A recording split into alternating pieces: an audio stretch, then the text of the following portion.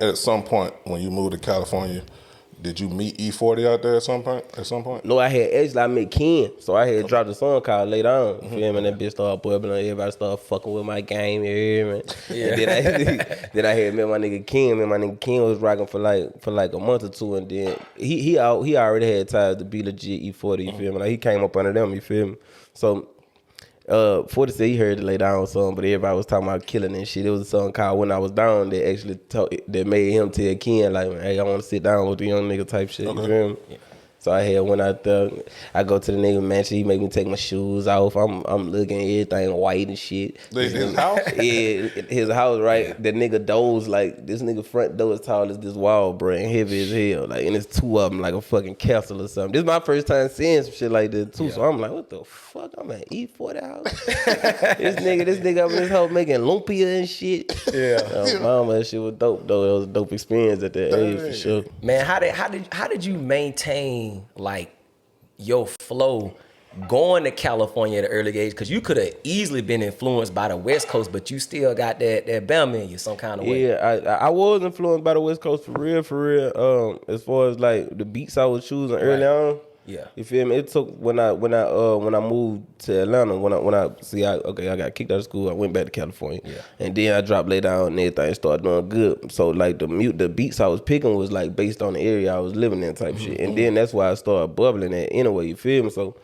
goddamn, I'm picking like a lot of West Coast beats, but when I moved back to Atlanta, then I got more like in tune to what was like easy for me to do, like if I should say that, you feel me? Like, cause it was kind of hard for me to rap on them beats, but I can rap on anything, you know what I'm saying? I can make a song out of any beat, but it was like this shit just come like normal, easy. Like, you know what I'm saying? So what made you? And I know you went and met him. What made you sign with E40? What was it about him that made you say, you know what, I believe what he's saying, he gonna do what he gonna do? Oh shit, goddamn, cause it was the fact that he been in the game for shit 30 plus years, you feel me? Like still relevant, you feel me? If you say E40 name, shit, half of the room gonna know him for sure, no matter what country, no matter what city. Yeah. It was just the longevity he had in the game, and I feel like he had a lot of knowledge to give me, you feel me? Which I learned a lot of knowledge being around the nigga, you feel me? Yeah, I feel you on that. Yeah. So you still signing him right now? No, hell no. I'm signing, I got a distribution deal. I'm signing myself for real. I got a distribution deal through my label, Overkill, with 300. With 300. Yeah. When did the split come between you and E40? Was it amicable? Was there no issues? Yeah, it was. I ain't gonna lie, it wasn't amicable at first. You feel me? Cause I was in my little childish little state. Young nigga shit. I had to grow up. You know what I'm saying? Yeah. And understand a lot of shit about the industry. So at first it was like, man, shit, man. I'm ready to get up out this motherfucker, man. Fuck that shit. You know what I'm saying? It was on shit like that. Yeah. And then it was like, okay, I had to buckle down and see, okay, all right, what am I doing wrong? What do I feel like he doing wrong? What could I do better? What do I feel like he could do better? And then once I set it all that on the table, and then, okay, all right, pros and cons, there's more cons than pros, so what do I do to get out of the situation, you feel me? So goddamn, we figured out a way, well, I ain't gonna say I figured out a way out like I was running for the nigga, but we figured out a way to where everybody was eating and everybody good. You feel me?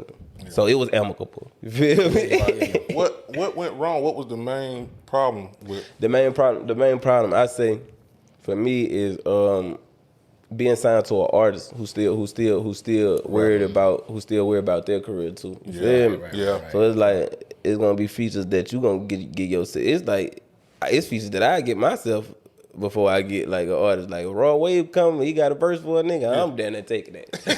Yeah, man.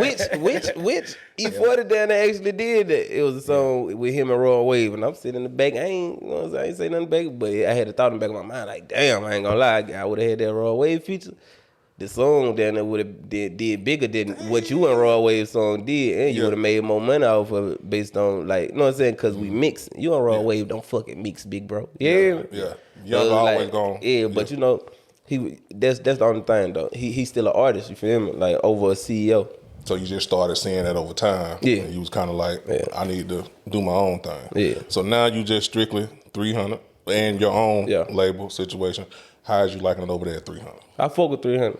I feel like it's a lot of people over there that understand me as an artist. You feel me? You know what I'm saying? They doing whatever they can to break a nigga. You feel me? Type.